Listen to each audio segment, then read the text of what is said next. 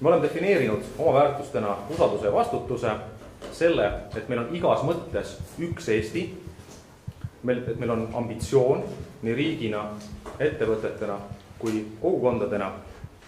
Me ehitame tuleviku riiki ja igaüks vastutab. Kord nädalast toimub siin päriselt varivalitsuse kabineti istung, kus me siis oma selle nädalased varivalitsuse otsused ettepanekud välja käime.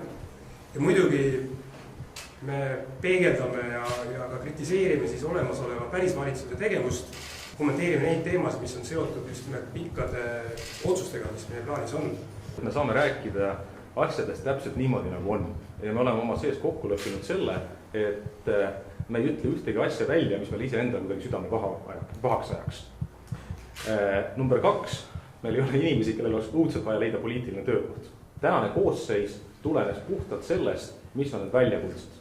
Kõik on nii-öelda päris inimesed, tulevad päris tegevusvaldkondadest ja need mõtted, mis välja käivad, on naksakad, sellised läbivad teemad ja kusagilt ei paista see välja, et kellelgi oleks vaja nii-öelda töökohta või kohta kas valitsuses või Riigikogus.